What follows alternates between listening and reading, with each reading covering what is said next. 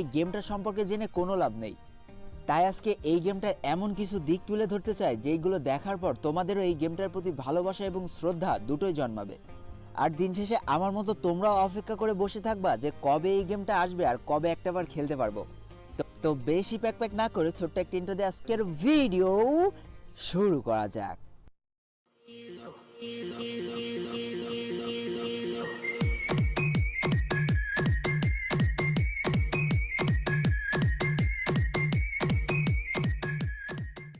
তো এই গেমটা যারা তৈরি করেছে তাদের কাছে আমি কিছু উদ্ভট প্রশ্ন করেছিলাম এই গেমটার সম্পর্কে। আর সেই প্রশ্নগুলোর উত্তর পাওয়ার পরে এই গেমটার উপরে আগ্রহ আমার অনেক অংশে বেড়ে গিয়েছে। তাই প্রথমে আমার করা সেই উদ্ভট প্রশ্নগুলোর উত্তর আগে তোমাদের জানাতে চাই, তারপরে চেষ্টা করব এই গেমটার কিছু খুঁটিনাটি বিষয় বা ভালো লাগা বা খারাপ লাগার বিষয় তুলে ধরার। তাদের কাছে করা আমার প্রথম প্রশ্নটা ছিল, এই গেমটা কেন এত নর্মাল ফোনে খেলার উপযোগী করে তৈরি করা হলো? এই গেমটা কেন PUBG, Free Fire, Call of ডিউটির মতো হলো না যে শুধুমাত্র দামি দামি ফোনেই খেলা যাবে? তো তাদের উত্তরটা ঠিক এমন ছিল। তো দেখো ভাইয়া, তুমি মানো আর না মানো, বাংলাদেশের 60% মানুষ কিন্তু মধ্যবিত্ত সংসারে জন্মগ্রহণ করে। আর একটা মধ্যবিত্ত ঘরের সন্তানের কোনোদিন সামর্থ্য হয় না 20,000 25,000 টাকা দিয়ে একটা ফোন কিনা।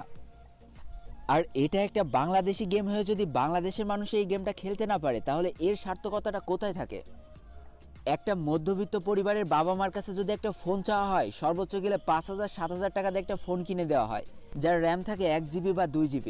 তাহলে আমরা এই গেমটা যদি খালি দামি ফোনে ব্যবহার করার জন্য তৈরি করতাম তাহলে 100টা মানুষের মধ্যে 60 জন মানুষ এই গেমটা খেলতে পারতো না। কারণ বাংলাদেশে 100টা মানুষের মধ্যে 60 জন মানুষের কাছে 1 GB বা 2 GB র্যামের ফোন থাকে। আর যারা প্রতিনিয়ত মানসিকভাবে যুদ্ধ করে ব্যাটেল রয়্যাল গেমগুলো খেলে, প্রতিনিয়ত ল্যাগের শিকার হয়।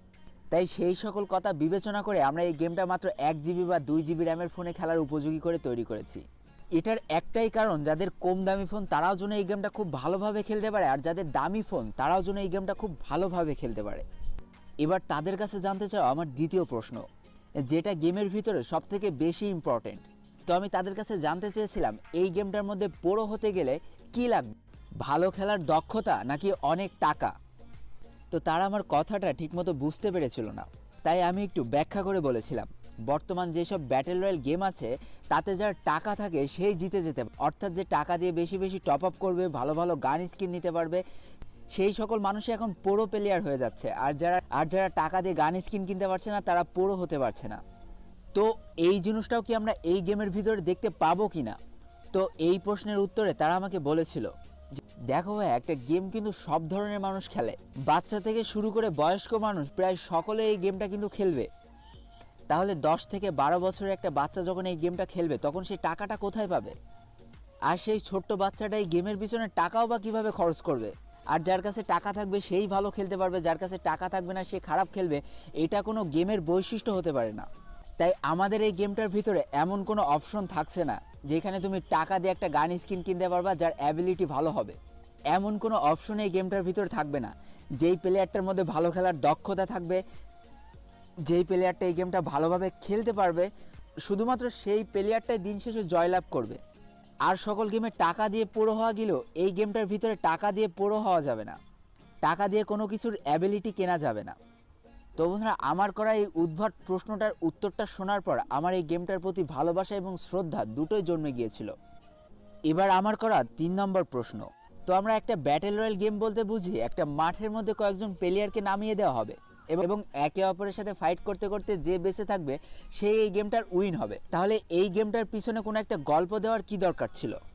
অনেক ইউটিউবারদের মুখে শুনেছি এই গেমটার পিছনে একটা গল্প আছে। এই গল্পটা তারা কেন দিচ্ছে? একটা গল্পের উপরে বেস করে কেন একটা ব্যাটেল রয়্যাল গেম তৈরি করা হলো? তো তাদের উত্তরটা ঠিক এমন ছিল, দেখো ভাই, একটা গল্পের উপরে যখন একটা গেমকে তৈরি করা হয় তখন সেই গেম খেলার আগ্রহটা মানুষের মধ্যে একটু বেশি থাকে। তুমি একটা গেম খেলছো, তার কোনো গল্পই নেই, তাহলে সেই গেমটা খেলার কি মানে? এই গেমটার মূল গল্পটা হচ্ছে আমরা সকলে এলিয়েনের বিপক্ষে যুদ্ধ করব। অর্থাৎ এলিয়েন কিছু মানুষকে কবজা করে ফেলবে এবং আমরা সেই মানুষের হাত থেকে পৃথিবীকে রক্ষা করব। তাই আমাদের গেমের মধ্যে যেসব ক্যারেক্টার থাকবে তার মধ্যে কিছু ক্যারেক্টার খারাপ থাকবে, অর্থাৎ যারা এলিয়েনের হয়ে কাজ করবে, এবং কিছু ক্যারেক্টার ভালো থাকবে, অর্থাৎ যারা পৃথিবীকে বাঁচানোর জন্য কাজ করবে। তাই যাদের পৃথিবীকে বাঁচানোর ইচ্ছা তারা ভালো ক্যারেক্টারগুলো নিয়ে খেলবে, আর যারা এলিয়েনের পক্ষ হয়ে পৃথিবীকে কবজা করতে যাবে তারা এলিয়েনের প্রদত্ত ক্যারেক্টারগুলো নিয়ে খেলবে। এতে আরও মানুষের মধ্যে ইন্টারেস্টটা বেশি হবে। তো বন্ধুরা, আমার একটা পার্সোনাল মতামত দিই। বন্ধুরা, আমি না এলিয়েনের খুব ভক্ত। আর আসলে বন্ধুরা, আমার এলিয়েনের হিস্টোরিগুলো খুব ভালো লাগে, এলিয়েনের গল্প পড়তে খুব ভালো লাগে, এলিয়েনের বইগুলো দেখতে খুব ভালো লাগে। আর এই গেমটা যখন এলিয়েনের উপর বেস করে তৈরি করা হয়েছে তখন এই গেমটা তো আমার খেলতেই হবে, কারণ আমাকে এলিয়েনের বিপক্ষে যুদ্ধ করতেই হবে আর নিজের দেশকে রক্ষা করতেই হবে। এবার আমার করা 4 নম্বর প্রশ্ন, আচ্ছা আমি যদি একজন বাংলাদেশি হয়ে এই গেমটা খেলতে যাই তাহলে কতটা ফিল করতে পারবো যে এটা একটা বাংলাদেশি গেম? তো তাদের উত্তরটা ঠিক এমন ছিল যে ভাই, তুমি যদি একজন বাংলাদেশি গেমার হয়ে থাকো, তুমি যদি ব্যাটেল রয়্যাল গেম পছন্দ করে থাকো, তাহলে এই গেমটা যখন তুমি খেলা শুরু করবা তখন তোমার একটা অন্যরকম ফিল হবে। কারণ এই গেমটার ম্যাপটার ভিতরে বাংলাদেশের প্রত্যেকটা অংশকে খুব সুন্দরভাবে ফুটিয়ে তোলা হয়েছে। অন্যান্য ব্যাটেল রয়্যাল গেমের দিকে যদি তুমি তাকাও, পাহাড় থাকে, উঁচু উঁচু বিল্ডিং থাকে, মরুভূমি থাকে, কিন্তু কোনো জায়গায় না জঙ্গল থাকে না। আর আমাদের বাংলাদেশের প্রকৃতি সম্পর্কে সকলে খুব ভালোভাবে জানি। এখানে অনেক ঘন জঙ্গল থাকে, প্রকৃতির সৌন্দর্য অনেকটা বেশি, আর যেটা আমরা সম্পূর্ণ এই গেমটার ভিতরে ফুটিয়ে তোলার চেষ্টা করেছি। এই গেমটার ম্যাপটার দিকে খেয়াল করলে বুঝতে পারবা যে এটা সম্পূর্ণ বাংলাদেশের আদলে তৈরি করা হয়েছে। আর তুমি যদি রাঙামাটি বা বিভিন্ন পাহাড় বা বিভিন্ন জঙ্গল ভ্রমণ করে থাকো তাহলে সেই ফিলটা সম্পূর্ণ এই গেমটা খেলার সময় পেয়ে যাবা। কলা গাছ থাকবে, বড় বড় গাছ থাকবে, গাছের পাশ দিয়ে নদী চলে যাবে, অস্থির একটা ফিল এনে দেবে তোমার মধ্যে। আর বন্ধুরা, রাঙামাটি সেই ঝুলন্ত ব্রিজটা দেখার পরে আমি সম্পূর্ণ ফিদা হয়ে গিয়েছি। ও এইখান থেকে ফাইট করতে আসলে একটা অন্যরকম মজা হবে। উপর থেকে নদীর উপরে ফাইট করা যাবে, পুরো অন্যরকম একটা ফিল এনে দেবে। আর আসলে পুরো বাংলাদেশের মজাটা এই গেমটার ভিতর থেকে নেওয়া যাবে। তো এই ছিল আমার করা কিছু উদ্ভট প্রশ্নের সঠিক অ্যান্সার, যেগুলো শোনার পরে আমার এই গেমটার উপরে ভালোবাসা এবং শ্রদ্ধা দুটোই জন্মে গিয়েছে। এবার চলে এই গেমটার খুঁটিনাটি কয়েকটা বিষয় সম্পর্কে জেনে নিই। ফার্স্টে চলে আসে এই গেমটা কোন ফোনে খেলা যাবে। তোমার ফোনে র্যাম যদি 1 GB বা 2 GB হয়ে থাকে তাহলে এই গেমটা খুব ভালোভাবে খেলা যাবে, কোনো ল্যাগ ইস্যু এইখানে দেখা যাবে না। এবার আসে এই গেমটার গ্রাফিক্সটা কতটা ভালো হবে, যেটা বর্তমান সবচেয়ে বেশি ইম্পর্টেন্ট। তো তাদের কথা অনুযায়ী আর ভিডিও ট্রেলার অনুযায়ী বোঝা যায় যে এই গেমটার গ্রাফিক্সটা অতটাও খারাপ হবে না। মোটামুটি টাইপের একটা গ্রাফিক্স কিন্তু আমরা এই গেমটা থেকে পেয়ে যাব। একদিনে কোনো জিনিস পারফেক্ট হয়ে যায় না। তুমি যদি ফ্রি ফায়ার বা পাবজির প্রথম দিকের গেমগুলো দেখো তাহলে তার গ্রাফিক্স কেমন ছিল আর বর্তমান গ্রাফিক্সগুলো কেমন ছিল সেই তফাৎটা তোমার মধ্যে খুব ভালোভাবে চোখে পড়বে। তাই এই অ্যানহাইলেশন গেমটাও আপডেটের সাথে সাথে অনেক ভালো হয়ে যাবে আশা করা যায়।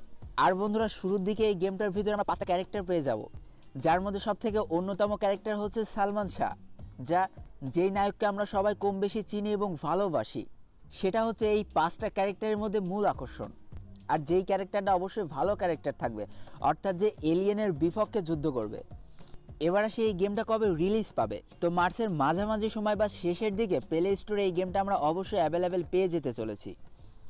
এবার বন্ধুরা, একটা কথা বলি, তুমি যদি শুধুমাত্র একটা গেমকে নিয়ে পড়ে থাকো তাহলে মনে করবা তুমি সেই গেমটার উপর আসক্ত হয়ে পড়েছো। আর যেই মানুষ একটা গেমের উপর আসক্ত হয়ে পড়ে সে কখনো একটা গেমার হতে পারে না। কারণ যে একটা প্রকৃত গেমার সে একটা গেমকে ভালোবাসে আর প্রত্যেকটা গেমকে শ্রদ্ধা করে। আমরা অনেকে আছি না, আমরা ফ্রি ফায়ার খেলে পাবজির প্লেয়ারদের গালাগালি দিই, পাবজি খেলে ফ্রি ফায়ার প্লেয়ারদের গালাগালি দিই। আজকে আমি একটা কথা বলছি, এই মানুষগুলো না কোনোদিনই একজন রিয়েল গেমার না। কারণ যে একজন মন থেকে প্রকৃত গেমার সে প্রত্যেকটা গেমকে শ্রদ্ধা করে, তার পাশাপাশি প্রত্যেক গেমারকেও শ্রদ্ধা করে, কখনো একটা গেমকে ইস্যু করে কারোর সাথে ঝগড়াঝাটি করে না। তাই আজকে আমরা একটা শপথ করব, আমরা কোনো গেমের আসক্তিতে পড়তে চাই না, আমরা একজন প্রকৃত গেমার হতে চাই। আশা করি আমি কি বোঝাতে চেয়েছি সেটা বোঝাতে পেরেছি। আর তোমরা অবশ্যই কমেন্ট করে জানিও কে কে এই গেমটা খেলতে চাও। তো আজকের ভিডিওটা এই পর্যন্তই ছিল। ভিডিওটি ভালো লাগলে অবশ্যই একটা লাইক করে ফেলো, কমেন্ট করে বন্ধুদের কাছে শেয়ার করে ফেলো। আর যদি আমার চ্যানেলে নতুন হয়ে থাকো তাহলে চ্যানেলটিকে সাবস্ক্রাইব করে পাশে